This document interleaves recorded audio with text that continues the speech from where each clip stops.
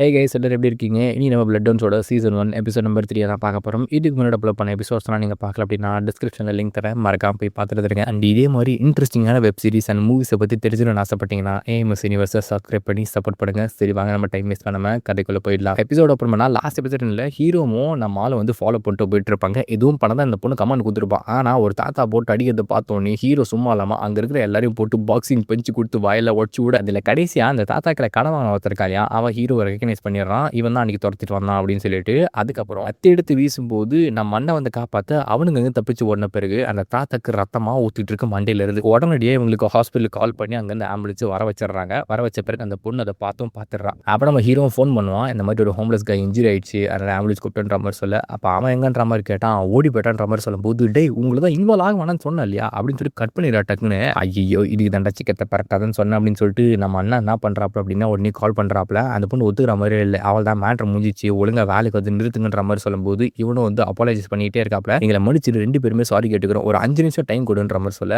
அப்படின்னா புக் ஸ்டோருக்கு வாங்க, அங்கே வச்சு பேசிக்கலாம் அப்படின்னு நம்ம ஹீரோவையும் அண்ணனையும் வந்து கூப்பிட்றாப்புல. ஓகே அவன் நம்மளை மீட் பண்ண சொல்லிட்டா வாங்க போவோம் அப்படின்னு சொல்லிட்டு ஊஜன் என்ன சொல்லும்போது இல்லை நம்ம தப்பு செய்யலை, நாம ஏன் சாரி கேட்கணும், நீ பார்த்தல அந்த ஓல்டு மேன் சாவர நிலைமையில் இருந்தார், அப்போ கூப்பிட்டதில் என்ன தப்புன்ற மாதிரி சொல்ல. டே ஒரு விஷயத்தை புரிஞ்சுக்கோ, அவள் சின்ன பொண்ணு, அவளுக்கு தான் பதில் சொல்ல தெரியாமல் சொல்கிறான், நீ ஏன்டா டென்ஷன் ஆகிற, இல்லைப்பா என்ன தப்பு என்ன சரின்னு இருக்குல்லப்பா, நீ சொல்கிறது எல்லாமே கரெக்டு தான், அவள் இந்த இடத்துல நேரில் நின்று பார்க்கல அதனால் அவளுக்கு தெரியாது. அண்ட் வேலையில் பாஸ் எல்லாமே இப்படி தான் பார்ப்பாங்க, நாம தான் சலிச்சு கொடுத்து போய் ஆகணும், அதனால் நான் சொல்கிறது மட்டும் கேளு, இந்த ஒரு வாட்டி விட்டுரு, நம்ம விட்டு கொடுத்து போனால் தான்ப்பா லைஃப்பில் மேலே வர முடியும் அப்படின்னு சொல்லிட்டு ஃபிலாசபியில் பேசுகிறாப்புல. ஏன்னா எப்படி கன்வின்ஸ் பண்ணி ட்ரை பண்ணிட்டு இருக்கா 2 பேரும் ஊஜின்னு. அதுக்கப்புறம் அப்படியே டைட்டில் போட்டு ஆரம்பிச்சு புக் ஸ்டோருக்கு 2 பேரும் வந்து சேர்றாங்க. அந்த பொண்ணுக்கு சாரி கேட்க ஆரம்பிக்கிறாங்க. ஆனால் அந்த பொண்ணு எடுத்த உடனே இதெல்லாம் வேலைக்கு ஆகுது, ஒழுங்கு இங்கே கிளம்பி போன்ற மாதிரி சொல்லி எனக்கு கிளம்பி போகல, சாரி கேட்டு வந்துருக்கோம். டேய் சாரி கேட்டேன்னா நான் புரிஞ்சிடும், நான் எவிடன்ஸ் கலெக்ட் பண்ணுறதுக்காக எதுவுமே பண்ணாமல் சைலண்டாக தான் இருக்கலாம்னு பார்த்தேன். ஆனால் நீங்கள் என்னடா நான் போயிட்டு உங்கள் மூஞ்சை காட்டி கொடுத்துருந்தீங்க, என்ன மூஞ்சை காட்டணுமா, நாங்கள் மாஸ்க் போட்டுருந்தோன்ற மாதிரி ஊஜின்னு சொல்ல. மாஸ்க் போட்டுருந்தீங்களா, டே உன் மண்டையும் மூஞ்சோ அதை தூரத்துலேருந்து பார்த்தாலே ஈஸியாக ரெகக்னைஸ் பண்ணடா, நீ என்ன தான் போயிட்டு மறைஞ்சாலும் வடிவேல் காமெடியில் வர மாதிரி உன் கொண்டே மறந்த கதை தாண்டா உனக்கு அப்படின்ற மாதிரி அவனை கலாய்க்க. இவன் செம்ம டென்ஷன் ஆகிட்டு மாற்றி அச்சிருந்து 2 போகிறோம். அதில் குறுக்கில் நம்ம யூஜின் வந்துட்டு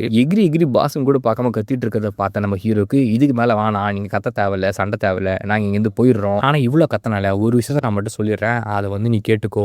ஒரு வேளை நீ ஒரு ஜாப் செய்கிற, அந்த ஜாப் ஸ்மூத்தாக போகணும்னா ஒருத்தர் சாகணும், அப்போ நீ அதை செய்வியா? அதே மாதிரி தான் நடந்துச்சு. என் முகத்தை பாரு, இந்த முகத்தில் இந்த கோடு போடுறது ஸ்மைல் கேபிட்டல் சேர்ந்த பாஸ் தான் என்ன வந்து இந்த நிலைமைக்கு கொண்டு வந்து அந்த ஆளு அவனோட கேங்கை சேர்ந்த ஒருத்தரை கொல்றதை பார்க்கும்போது என்னால் பொறுக்க முடியல, அதனால தான் போய் காப்பாற்றினேன். இப்போ அது தப்பு அப்படின்னு சொன்னா அதை என்னால் ஏற்றுக்க முடியாது, நீ என்னால் யோசிச்சுப்பாரு அப்படின்னு சொல்லிட்டு அவன் வந்து அங்கே மனிதாமானத்தை பற்றி பேசிட்டு அந்த கேப்பை கொடுத்துட்டு அங்கே வந்து ஹீரோ கிளம்பிடுறான். அவன் என்ன சொல்ல வரான்ற பாயிண்ட் அந்த பொண்ணுக்கு நல்லா புரிஞ்சு போயிடுது. அப்படியே ஹீரோவும் ஊஜின்னு வெளியே வராங்க. அந்த பிறகு என்னடா பண்ணுறது, சரி விடு இன்னொரு வேலையை பார்த்து கண்டிப்பாக அந்த காசை திருப்பி குத்துலன்ற மாதிரி பேசிட்டு இருக்கேன். எனக்கு ஒரு ஸ்பாட் தெரியும், சாப்பிட போகலாமா, 24/7 ஓப்பனாக இருக்கும். ஆமாம் மறந்து போயிட்டப்பா, கொரோனாவில் 10 மணிக்கு மூடுறாங்க, ஆட போட வேண்டாம் எனக்கு பசிக்குதுடா. நல்லா வயிறு பசிக்கும் போது இந்த மாதிரி வார்த்தையை விட்டுட்டு நீ பாட்டுக்கு ஏதோ ஒன்று ட்விஸ்ட் பண்ணி விட்டுட்டு இருக்க அப்படின்னு ஹீரோ சொல்லல. டேய் சும்மா என்ன கலாய்ச்சிக்கிட்டு இருக்கேன், நீ உள்ள போயிட்டு இந்த பொண்ணுங்களுக்கு கெஞ்சனை பற்றி ஆடுதாண்ட இருக்குதுல ஜோக் அப்படின்னு சொல்லி மாற்றி கலாய்ச்சிக்கிறானுங்க. அதில் ஊஜினை பற்றி தெரியும் இல்லையா, ஏற்கனவே வாய் உதறி விடுவான். இன்னும் நல்லா நம்ம ஹீரோ போட்டு கலாய்ச்சி விட்டுறாப்ல. அவனை மாதிரி இமிட்டேட் பண்ணி காட்டுறானா ஹீரோ லைட்டாக கடுப்பாயிடுறாப்ல. அப்போ டக்குன்னு 2 பேருக்கு ஒரு மெசேஜ் வருது. அந்த மெசேஜை பார்த்தோன்னே செம்ம ஹாப்பியாகிறானுங்க. என்ன விஷயம் அப்படின்னா,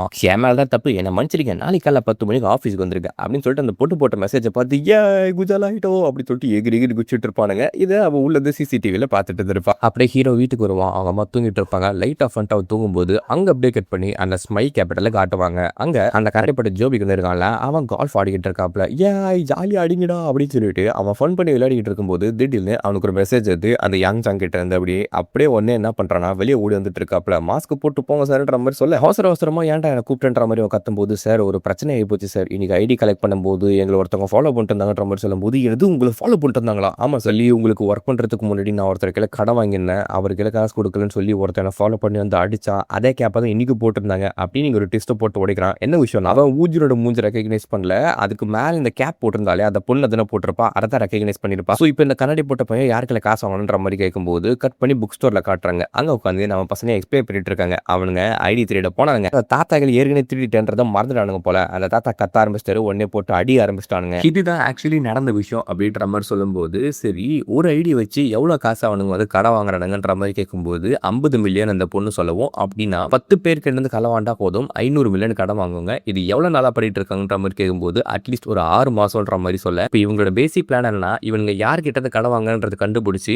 அவங்களுக்கு காசை ரெக்கவர் பண்ணி தரேன்னு சொல்லி 1% கமிஷனில் இந்த ஜாபை முடிக்கலாம், இல்லை 2% வாங்கிக்கலாம், அப்போ தான் நமக்கு லாபம்ன்ற மாதிரி இந்த பொண்ணு சொல்லிட்டு இருக்கா. அப்போ ஹீரோ விஷயத்தை கேட்குறான், லோன் ஷார் கிட்ட கடன் வாங்க வாங்கினதா அவங்க யோசிச்சது ஹோம்லெஸ் பீப்புள். ஆனால் கடனை திருப்பி கேட்கும்போது அந்த ஹோம்லெஸ் பீப்புள் தானே மாட்டிட்டு அடி வாங்குவாங்க அப்படின்னு அவன் யோசிக்கிறான். அவன் சொல்கிறதும் கரெக்டு தான். இப்போ டக்குனு 2 பேர் கார்லேருந்து இறங்குறதே இவங்க நோட்டீஸ் பண்ணுவாங்க. யாரா இவனுங்க, எப்படா இங்கே எந்த கண்டுபிடிச்சாங்க, எப்படி இதை கண்டுபிடிச்சானுங்க அப்படின்னு சொல்லி உடனடியாக லைட் ஆஃப் பண்ணி அங்கே இருக்க ஷட்டர்லாம் க்ளோஸ் பண்ண சொல்கிறாங்க. டக்குன்னு ஊஜினும் போயிட்டு அதெல்லாம் ஆஃப் பண்ணி விட்டுரும். அப்படி ஃபோன்லாம் ஆஃப் பண்ணிங்க, கொஞ்சம் நேரம் சைலண்ட்டாக இருங்க, அவங்க யார் என்னன்ற தெரிஞ்சுக்கலான்ற மாதிரி பார்க்கும்போது இவங்க ஃபோன் ஆஃப் பண்ணிட்டு வெயிட் பண்ண அவங்களும் வரானுங்க. அது யார் தெரியுமா? அந்த யாங் ஜாங்கோ அந்த கண்ணாடி போட்டால் 2 பேர் தான். இதுதான் நீ சொன்ன இடமா அப்படின்னு கண்ணாடி போட்டவங்க கேட்க, ஆமாம் அவர் காலத்தில் பெரிய லோன் ஷார்க்காக இருந்தார், எனக்கு இவர் தான் கடன் கொடுத்தாருன்ற மாதிரி சொல்ல இவனும் லைட் வச்சு உள்ளலாம் பார்த்துட்டு இருக்காப்ல.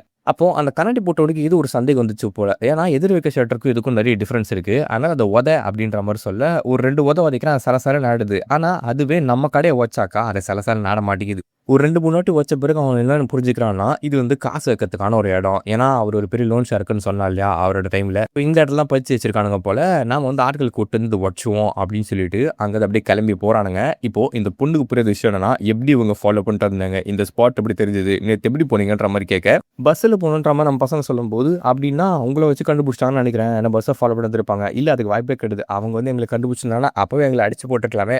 ஆனால் எதுக்கு விட்டுட்டு அடுத்த நாள் ஃபாலோ பண்ணிட்டு வரணும்? இது வந்து வேற ஏதோ ஒரு இது இருக்குது, அவங்க வேற ஏதோ ஒரு மெத்தடில் தான் நம்மளோட ஸ்பாட்டை கண்டுபிடிச்சிருக்காங்க, அது என்னன்றதை உட்காந்து டிஸ்கஸ் பண்ணணும்னு சொல்லி பேச ஆரம்பிக்கிறாங்க.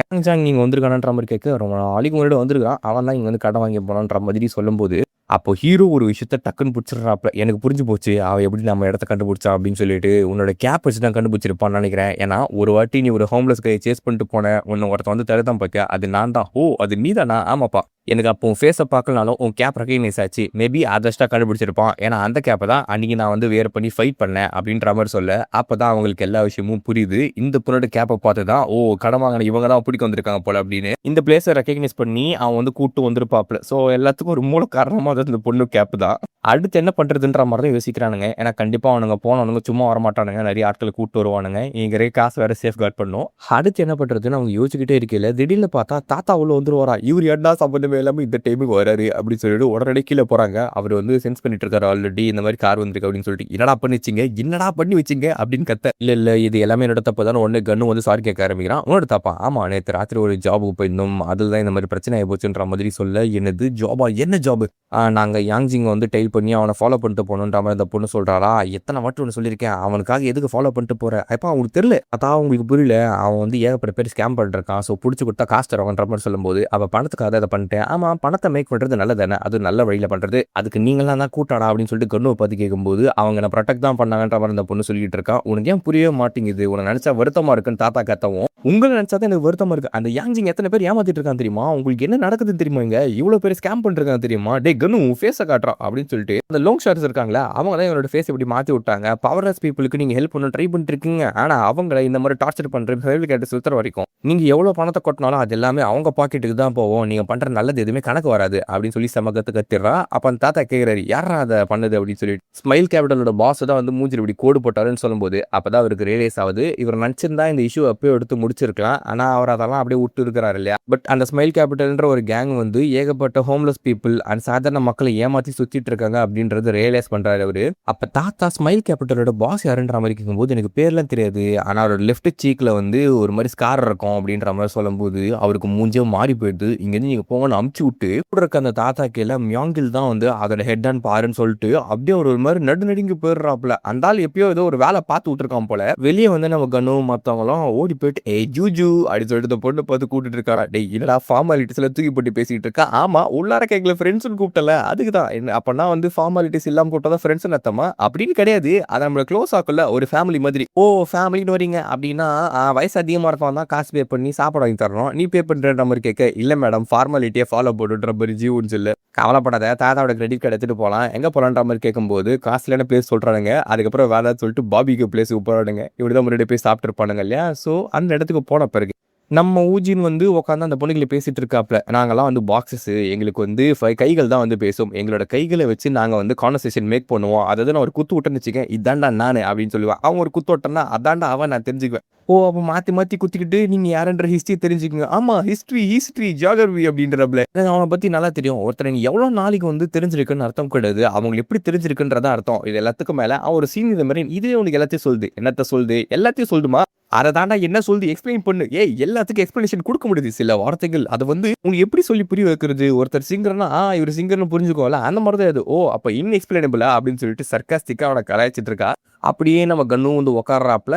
மீட் எடுத்து வைக்கிறான். பார்த்தா அது ஹீட்டே ஆவல. என்னான்னு பார்த்தா அவனுக்கு கிரில் ஆனே பண்ணியிருக்க மாட்டான். அத வச்சு ஊத்தினுக்குள்ள அவன் சண்டை போட்டுட்டு இருக்காப்ல. இல்ல கிரில்லிங் ஆன் பண்ணாதாலே அத வச்சு மீட்ல கிரில் பண்ண முடியும். ஆமா நீ சொல்லவே இல்லையே. நான் சொன்னா தான் பண்ணுவேன். ஆமா சொல்லாம எப்படி பண்ணுவாங்க அப்படின்னு காமெடி பண்ணி இவங்க 2 பேரும் அடிச்சுக்கிறத பார்த்து அந்த பொண்ணு கிரில் ஆன் பண்ணிடுறா. எப்பா டேய் எடுத்து வைங்கடா அப்படின்னு சொல்லிட்டு. இல்ல அது கொஞ்சம் கொதிக்கட்டும். அப்பதான் நல்ல ஃப்ளேவரா வரும்னு சொல்லிட்டு 2 பேரும் அட் த டைம் சொல்றானுங்க. இவனுங்க பண்ற விதத்தெல்லாம் பார்த்தா ஒரு பேர் வித்தியாசமா தான் இருக்கும். அவனுங்க சாப்பிடுற ஸ்டைலும் சரி, பேசுற ஸ்டைலும் சரி. சரி மீட் கிரில்லா வரைக்கும் நம்ம வந்து பேசுவோமா கான்வர்சேஷன்ற மாதிரி சொல்ல, ஓகே நார்மலா பேசி தொலைடா அப்படின்ற மாதிரி கேட்கும்போது, இப்ப கன்னு எடுத்த உடனே என்ன கேட்கறான்னா, உங்களுக்கும் மிஸ்டர் சோக்கும் எப்படி ரிலேஷன் அப்படின்ற மாதிரி கேட்க, என்னடா எடுத்த உடனே இப்படி சொல்லிட்டீங்க. ஆக்சுவலி எனக்கு வந்து 8 வயசு இருக்கும்போது ஸ்பைனல் கேன்சர் இருந்தது. 10 வயசுல எனக்கு அது குணப்படுத்தினாங்க. அதுக்கப்புறம் எங்க அப்பா இறந்து போயிட்டாரு. என்ன ஒரு ஆர்ஃபனேஜ்ல போட்டாங்க. எனக்கு பிடிக்கவே இல்ல. அங்கேருந்து ஓடி போயிட்டு வெளியே மத்த ரன்அவே கிட்ஸ் கூட வேலை செய்து அப்படி சுத்திட்டு இருந்தேன். எனக்கு அங்கேயும் பிடிக்கல. அதனால திருப்பி நான் வந்து ஆர்ஃபனேஜுக்கே போனேன். அதுக்கப்புறம் 17 வயசுல என்ன இன்னொரு ஆர்ஃபனேஜ் போட்டாங்க. அங்க தான் மிஸ்டர் சாய் வந்து ஓனரா இருந்தாரு. அவர் வந்து இவள மீட் பண்ணியிருக்காரு போல. மீட் பண்ண பிறகு பர்டிகுலரா இவக்கெல்லாம் ரொம்ப நல்லா பிஹேவ் பண்ணியிருக்காரு. இவர் வந்து வேற மாதிரி நினைச்சிட்டு இருப்பா. ஆனா அதுக்கப்புறம் தான் தெரியும் உண்மையாவே இந்த பொண்ணு மேல பாசத்தை வச்சிருக்காரு அப்படின்னு சொல்லிட்டு இவளுக்கு எல்லா காசும் கொடுத்துருப்பாப்ல. மோட்டார் சைக்கிள் ரைட் பண்றதுல இருந்து படிப்பு செலவுல இருந்து எல்லாமே எனக்கு அப்பவே தெரியும் அவர் ரொம்ப நல்லவர் அப்படின்னு சொல்லிட்டு. ஏன்னா நம்ம ஹீரோ சின்ன வயசுல இருக்கும்போது அவங்க அப்பா கடன் வாங்கியிருப்பாரு போல. அந்த கடனை அடிக்கிறதுக்கு அவன் பார்ட் டைம் ஜாப்ஸ்லாம் போயிருப்பான். ஸோ அந்த கஷ்டம் என்னன்றது அவன் நல்லாவே புரியும். அந்த 100 மில்லியன் ஓனை தூக்கி கொடுக்கும்போது அவர் மனசு எவ்வளவு பெருசுன்றது எனக்கு தெரிஞ்சு போச்சு. அப்பதான் முடிவு பண்ணேன் இந்த மனுஷனை எப்படியாவது ப்ரொடெக்ட் பண்ணணும்டா அப்படின்னு சொல்லிட்டு அப்படின்னு சொல்றாப்ல. அதுக்கு அந்த பொண்ணு வந்து என்ன சொல்றானா, ஒருத்தரோட உண்மையான கேரக்டர் தெரிஞ்சுக்கணும்னா நம்ம மனசை அவங்க ஓப்பன் பண்ணி காட்டணும். நாம யாருன்றதை அவங்களுக்கு காட்டும் போது அதை அவங்க ஏத்துக்கிட்டு அவங்க யாருன்னு காட்டினாங்கன்னா நல்லவங்க, இல்ல நமக்கு அகைன்ஸ்டா நாம சொன்ன விஷயங்கள் யூஸ் பண்ணாங்கன்னா அவங்க கெட்டவங்க அப்படின்னு சொல்றான். அப்புறம் கிரில் வந்துச்சு கறி போடுப்பா அப்படின்னு சொல்லிட்டு இவனுக்கு 2 பேர்ல ஒரு மாஸ்டர் ஆயிட்டானுங்க போல. என்னடா நீங்க என்ன மட்டும் தனியா விட்டு பேசிட்டு இருக்கீங்க? அதெல்லாம் அப்படிதான். சரி கறி திருப்பி போடு. இல்ல வெயிட் பண்ணோம். இவன் ஒரு கிரில் மாஸ்டர்ன்ற மாதிரி சொல்லிட்டு இருக்கான். சாப்பிட்டு முடிக்கிறாங்க. பஃபெட் காலி பண்ண பிறகு கோல்டு காஃபில வாங்கி குடிச்சிட்டு அப்புறம் ஊஜின்னு சொல்லிட்டு இருக்காப்ல. தாத்தா கையில சொல்லு காசை வந்து அவனுக்கு கண்டுபிடிச்சிட்டாங்க அப்படின்னு சொல்லிட்டு இடத்த மாற்றணும். இல்ல அதை பார்த்துக்கலாம் உடனடியாக போய் செய்யணும் அப்படின்னு சொல்லி கிளம்பி போகும்போது அங்க அப்படியே கட் பண்ணி அந்த பணக்கார பையன் இருக்காளே அவனை காட்டுறாங்க. அவன் ஹோட்டல்ல வந்து என்ன மாதிரியான ரெனோவேஷன்லாம் பண்ணும், என்ன மாதிரி விஷயங்கள் எக்ஸ்ட்ராவா ஆட் பண்ணும் அப்படின்னு சொல்லிட்டு இருக்காப்ல. இது வந்து ஒரு பெரிய ப்ராஜெக்ட் அவன் செஞ்சுக்கிட்டு இருக்கான். அங்க அப்படியே கட் பண்ணி ஸ்மைல் கேபிட்டலோட பாஸை காட்டுறாங்க. அப்போதான் அவன் மிகப்பெரிய பிளானை ரிவீல் பண்றப்பல என்ன விஷயம் அப்படின்னா, இந்த இடத்தோட டாப் ஃப்ளோர்ல வந்து அவங்களோட கெசினோ ஓப்பன் பண்ணணும். அந்த கெசினோக்குள்ள பார்த்தீங்கன்னா ஏகப்பட்ட கேம்பிளிங் நடக்க போகுது. கோவிட் டைம்ல எல்லாத்தையும் பிளாக் பண்ணி வச்சிருக்கானுங்க இல்லையா. அந்த கேம்பிளிங்ல வாரத்துக்கு ஒரு வாட்டி பெரிய பெரிய ஆட்களை கூப்பிட்டு ஆடி அது எல்லாத்தையும் வந்து ரெக்கார்ட் பண்ணி வச்சுக்கணும். ஆனுவலி அதாவது வருஷத்துக்கு 100 பில்லியன் கலெக்ட் பண்ண பிறகு அந்த மொத்த எவிடன்ஸை தூக்கி போலீஸ் கையில கொடுத்தா அவங்க இந்த மொத்த இடத்த ரைட் பண்ணி க்ளோஸ் பண்ணுவாங்க அந்த ஹோட்டலையே. அதுக்கப்புறம் அந்த ஹோட்டலை திருப்பி வந்து ரீசேல் பண்ணும்போது கம்மியான பிரைஸ் ரீசேல் பண்ணாங்க. அப்ப ஆட்டே போறதா அவங்களோட மிகப்பெரிய பிளானே. இப்போ இந்த பக்கம் அந்த பணக்கார பையன் கார் வாஷுக்காக வந்திருப்பானா அந்த இடத்துல டோட்டலா சினரியாவே சேஞ்ச் ஆகுது. ஏன்னா எல்லாம் ஏதோ ஒரு பெரிய பிளானை பண்ணி வச்சிட்டானுங்க போல. ஃபோன் பண்ணி இன்ஃபார்ம் பண்றாங்க அவன் உள்ள வந்துட்டான் அப்படின்னு. கார் வாஷுக்கு அவன் வண்டி விட்டப்போ டோட்டலா க்ளோஸ் பண்ணாங்க இல்லையா. இன்ஃபார்ம் பண்ணிடுறான் உள்ளதான் இருக்கான் அப்படின்னு சொல்லிட்டு அந்த கூடுறது குமார் இருக்கால பாடி கட்டி அவன் வந்து மாட்டிக்கினான் கரெக்டா வசமா. இன்னைக்கு ஒரு பதம் பாத்திர வேண்டியதான்னு சொல்லி அந்த காரை வாஷ் பண்ணிட்டே இருப்பாங்க. தலைவனும் இங்க இருந்து கிளம்பலாம் அப்படின்ற மாதிரி பாப்பாப்ல பார்த்தா அது அப்படியே தான் இருக்குது. ஓப்பனும் பண்ண மாட்டானுங்க. இல்ல என்னடே பண்றீங்க கதவு தரங்கடா நான் காரை எடுத்துட்டு கிளம்பலாம்டா அப்படின்னு சொல்லிட்டு இருக்கும்போது திடீர்னு கதவு தருகுது. பார்த்தா ஒரு 20-30 பேர் அவனை வலிச்சு போட்டு அடிக்கிறானுங்க. சம்மட்டி அடிக்கிறானுங்க. பையன் கெஞ்ச ஆரம்பிக்கிறான். டேய் எதுக்கிட்ட அடிக்கிறீங்க சம்பந்தமே இல்லாம உங்களுக்கு பணம் என்ன தரண்டா அப்படின்னு சொல்லிட்டு. ஆனா விடுற மாதிரி இல்ல. சம்மடி அடிச்ச பிறகு அவன் எழுந்து பாக்குறான். பார்த்தா அங்க நிக்கிறது வேற யாரும் கிடையாது. மியாங்கிலோட ஆட்கள் தான். இவனை வலிச்சு போட்டு கொடூரமா தாக்க ஆரம்பிக்கிறானுங்க. அவனும் அழுதுகிட்டே தப்பிக்கிறான். ஆனா சுத்தமா முடியல. அந்த பாடி கட்டும் பார்த்தீங்கன்னா கொஞ்சம் நேரத்துல அங்க வந்து சேர்ந்துடுறாப்ல. எங்க இருக்கிறன்ற மாதிரி கேட்டா உள்ளதான் இருக்கிறன்ற மாதிரி சொல்ல அவன் கூட வந்து எறும் மடம் இருக்கான். இவனுக்கு பணம் கொடுத்து அவன் ரெகுலரா வர இடத்த வந்து இந்த மாதிரி க்ளோஸ் பண்ணி வச்சிருக்கான் போல. இப்போ ஓப்பன் பண்ணி விட்ட பிறகு அவன் வரான். அண்ணனை நல்லா கவனிச்சிங்களா அப்படின்னு சொல்லிட்டு சட்டையெல்லாம் கழட்டி உட்கார வச்சிடறாங்க. சாரி கேட்டு நிமிந்து பார்க்கும்போது ரியலைஸ் பண்றான் இது அவங்களோட கேங் தான் அப்படின்னு சொல்லிட்டு.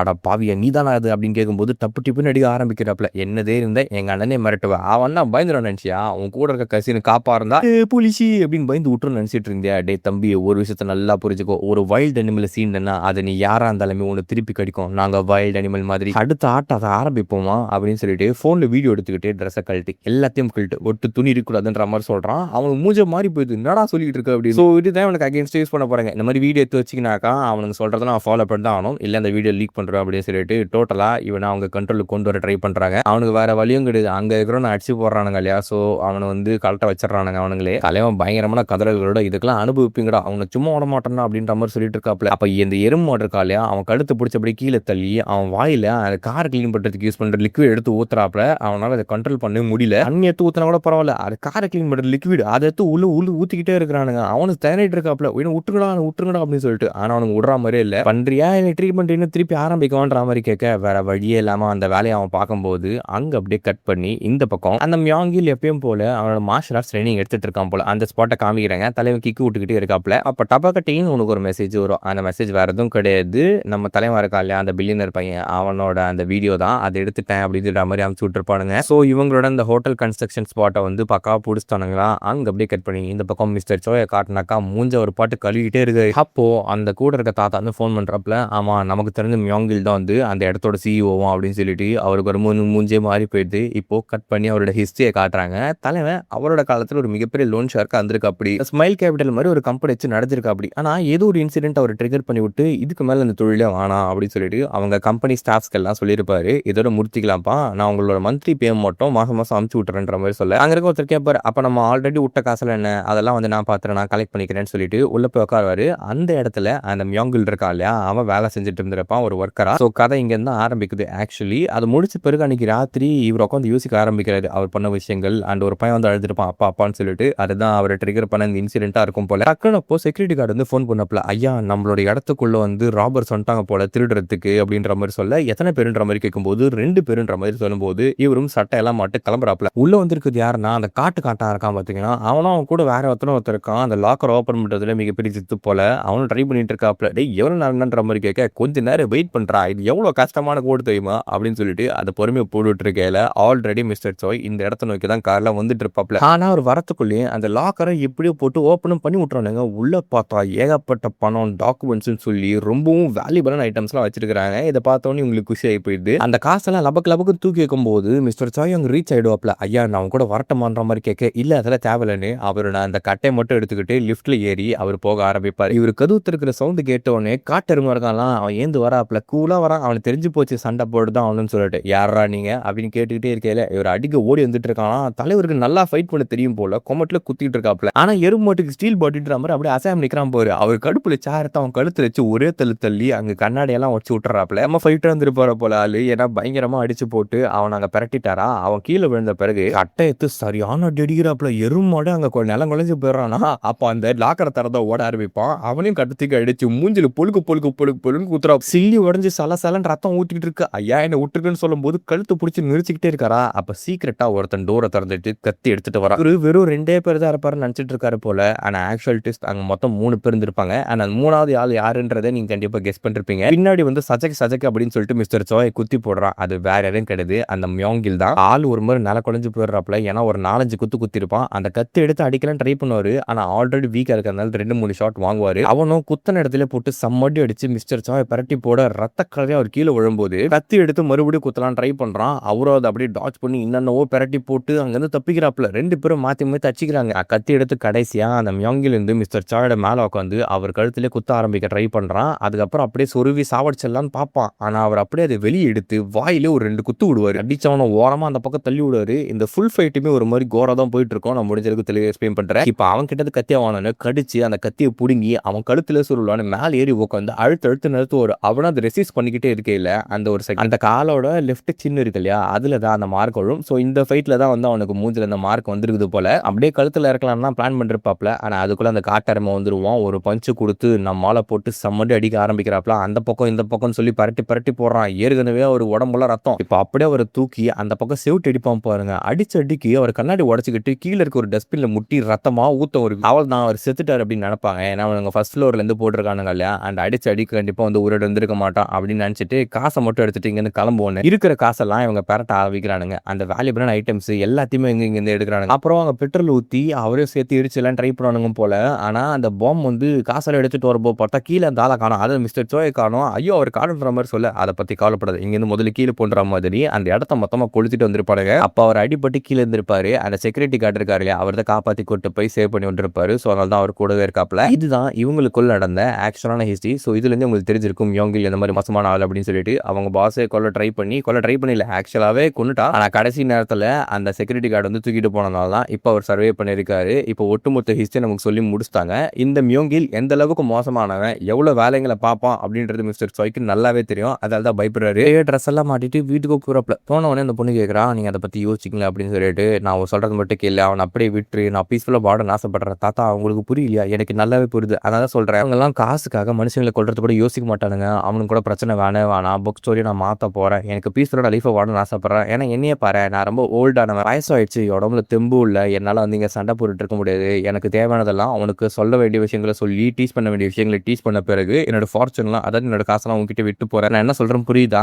நான் இல்லாதப்போ உன்னை நீயே பார்த்துக்கணும், அந்த அளவுக்கு நீ வளர்ந்துட்டாலே எனக்கு போதும் அப்படின்னு சொல்லி சிம்பிளாக முடிச்சிடாரு. அந்த பொண்ணை குறிச்சிக்கிட்டு ஹக் பண்ணிக்கிறான். அங்கே அப்படியே கட் பண்ணி மைல் கேபிட்டலோட பாஸை காட்டினாக்கா, அவன் ஒரு சேஃபுக்குள்ள ஃபிங்கர் பிரிண்ட்லாம் வச்சு என்னென்னவோ பிரிண்ட்லாம் வச்சுட்டு உள்ள சில கீஸு, அதுக்கப்புறம் சில மெட்டீரியல்ஸ் வச்சிருக்கான். அந்த மெட்டீரியல் தான் அந்த வீடியோ இருக்குது போல. இப்போ அவனும் அந்த எருமோட கார் எடுத்துட்டு எங்கேயோ போறாங்க. போயிட்டு பிறகு ஒரு மிகப்பெரிய கண்டெய்னர் இருக்கு. அதுக்கு முன்னாடி பேச ஆரம்பிக்கிறாப்புல, கோல்டு என்னைக்குமே வேல்யூ தான். அந்த கோல்டு என்ன வழியில வந்தாலுமே அதை மெல்ட் பண்றேன்னு வச்சுக்கேன், அது ஒரு மணி லாண்டரிங் மாதிரி தான். இது மிஸ்டர் சாய் கிட்ட இருந்தா கத்துக்கினேன். அவன் அந்த கோல்டு நிறைய வச்சிருந்தான். ஆனா அவன் கிட்ட இது கொடுக்குள்ள அவன் அந்த கம்பெனி மூடிட்டான். கேனப்பை அவனோட ஹிடன் கோல்டு எனக்கு தேவைன்ற மாதிரி சொல்லிட்டு அப்ப என்ன பண்றான்னா, அந்த வால்ட் ஓபன் பண்றப்பல உள்ள இன்னொரு வால்ட் இருக்கு. அந்த வால்ட் ஓபன் பண்ணாக்கா ஏகப்பட்ட தங்க கட்டிங்க, அதுல ஒரு புது 2 தங்க கட்டி வைக்கிறாப்ல. ஸோ இந்த மாதிரி இவன் வந்து தங்க கட்டிங்களா சேர்த்துருவான் போல, காசா மாத்தி அதை எடுத்துட்டு இங்க சேஃப் கார்ட் பண்ணிடுறான். ஏன்னா தங்கத்தோட விலை ஏறிட்டே தான் இருக்கும், குறையாது. அண்ட் தங்கத்தை மெல்ட் பண்ணி ஈஸியாக அவங்க வந்து மணி லாண்டரிங்கும் பண்ணிடலாம். இதுதான் என்னோட பிளானா இருக்குது. பொம்மை உள்ள வாடா அப்படின்ற மாதிரி என்ன கூப்பிட்டுட்டு, பாத்தியா எப்படி இருக்குது? ஐயா சூப்பரா இருக்குது ஐயா. ஒரு வேலை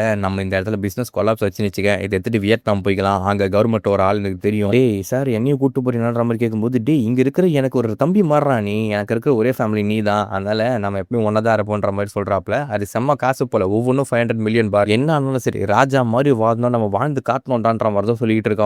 அவனும் ஹாப்பி ஆகிட்டு சார் ரொம்ப தேங்க்யூன்ற மாதிரி சொல்லிட்டு இருக்கான். அப்படியே அங்கே கட் பண்ணி நம்ம ஹீரோவை காட்டுறாங்க. ஒரு ஆன்டி கடிக்கிற கில்லரா போவாங்களே, அங்கே போய் பார்த்தா கடையை ஒஞ்சு போய் கிடக்குது. ஊஜின்னு உடனே அந்த ஆன்டிகளை போய் கேட்குறான். அவங்க செம்மையா பயந்துக்கிறாங்க. அவங்க ஹக் பண்ணி அழ ஆரம்பிக்கிறாங்க. நான் லோன் சார்ஸ் கிட்ட கடை வாங்கியிருக்கான் போல, அவனுங்க தான் இந்த மாதிரி பண்ணி விட்டுக்கிறானுங்க. இது கேட்கும்போது ஹீரோக்கு சரி, இவங்க 3 பேருக்குமே மூஞ்சி மாறி போயிடுது. அந்த பிரச்சனையை டோட்டலா விட்டுலான்ற மாதிரி யோசிப்பாங்க. ஆனா இந்த அளவுக்கு எக்ஸ்டெண்டுக்கு போவோம், இவ்வளவு பேரை டார்ச்சர் பண்ணுவான்னு எதிர்பார்த்துருக்க மாட்டாங்க. அப்புறம் நம்ம ஊஜின் ஃபோன் பண்ணி கேட்பான். இவன் இதுக்கு முன்னாடி நம்ம ஹீரோ ஒருத்தங்களை கூட்டு போயிருப்பா பாத்தீங்களா, அவனா உடச்சு விட்டுருப்பானா. டே லூசு, நீ ஒஸ்டா எப்பரா காசு தருவான்ற மாதிரி கேட்க, டே எனக்கு காசு இல்லடா, நீ காசு தெரியா, என்கிட்ட காசு இல்லைன்னு தெரியல. அப்போ மூடிட்டு போன்ற மாதிரி கட் பண்ணி விட்டுறான். ஆக்சுவலி அந்த இம்பன்ற ஆளை வந்து வேற எவனோ ஒருத்தன் ஏமாத்திட்டான் போல, காசு வாங்கி டீட்டெயில்ஸ் கேட்டேன்ற மாதிரி கேட்டா, இல்ல ஒரு ஹோம்லெஸ் சைடில் வச்சு வாங்கிருக்கானு போல. கண்டிப்பா அவங்களோட வேலையா தான் இருக்கும். அதனால தான் இவங்க மத்தவங்க கிட்ட கடன் வாங்கினாங்க இல்லையா, அந்த காசெல்லாம் அடிக்க ட்ரை பண்ணிட்டு இருக்கானுங்க. நம்ம பிடிச்ச அவன்ற மாதிரி நம்ம ஹீரோ சொல்றான். ஆனா தாத்தா வந்து சைலண்டா இருன்னு சொல்லியிருக்காரு. இப்போ என்ன பண்றதுன்னு இவங்க யோசிச்சுக்கிட்டே இருக்கையில, சும்மா இருக்க முடியாது, கை மீறி போய்கிட்டு இருக்குது. அவன் வந்து நம்ம பிடிச்சி கொடுத்தோம்னா நமக்கு வந்து பணம் தருவாங்க இல்லையான்ற மாதிரி ஊஜின்னு சொல்லும்போது, ஆமா பணம் தருவாங்க, அதை நம்ம வந்து எவ்வளவு எனக்கு பங்கு தருவீங்கன்ற மாதிரி ஊஜின்னு கேட்கறான். ஆன்டிக்கு ஹெல்ப் பண்ணலாம்னு சொல்லிட்டு, இல்ல நம்ம வந்து எவ்வளவு காசு வந்தோ ஈவனா ஸ்பிளிட் பண்ணிக்கலான்ற மாதிரி சொல்லும்போது, ஹீரோமே ஆன்டிக்கு ஹெல்ப் பண்றேன்ற மாதிரி சொல்ல ஹக் பண்ண ட்ரை பண்றாளா. ஆனா அதை போட்டு தள்ளி போயிட்டு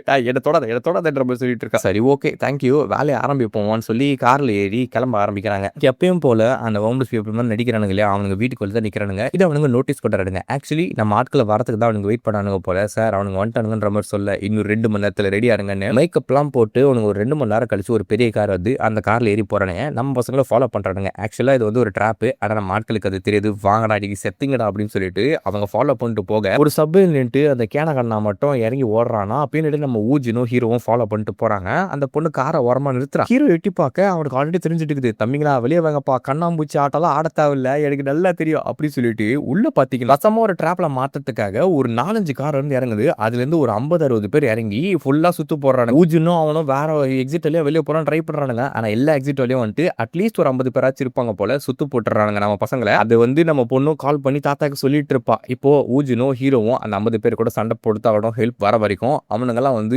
இரும்பு பேட் வச்சிருக்காங்க. சண்டை ஸ்டார்ட் ஆகிறதுக்கு ஹீரோவும் அவனும் போஸ்டர் எடுக்க அப்படி இந்த எபிசோடு முடிக்கிறாங்க. இந்த எபிசோட் எப்படி மறக்காம கமெண்ட்ஸ் சொல்லுங்க. இதே மாதிரி நிறைய இன்ட்ரெஸ்டிங்கான வெப் சீரிஸ் அண்ட் மூவிஸ் பத்தி தெரிஞ்சு ஆசைப்பட்டீங்கன்னா AMS யூனிவர்ஸை சப்ஸ்கிரைப் சப்போர்ட் பண்ணுங்க. அண்ட் ஏன்டா எபிசோட் எவ்வளவு லேட் ஆகுதுன்னு யோசிச்சிங்கன்னா, ஒரு எபிசோடுக்கு எத்தனை காப்பிரைட் கொடுக்குறாருன்னு எங்களுக்கே தெரிய மாட்டேங்குது. அவ்வளோ காப்பிரைட்ஸ்க்கு மத்தியிலும் அதை திரும்ப போடுற மாதிரி இருக்கு. அதனால தான் டிலே அதிகமாயிட்டே இருக்கு. இதுக்கு எதனா ஒரு மெத்தடை கண்டுபிடிச்சாங்கன்னு நினைக்கிறேன். கடைசி வரைக்கும் சப்போர்ட் பண்ணுங்க. அடுத்த வீடியோ சந்திக்கும் வரை டாடா பை பை. வலிமையா இருங்க கைஸ்.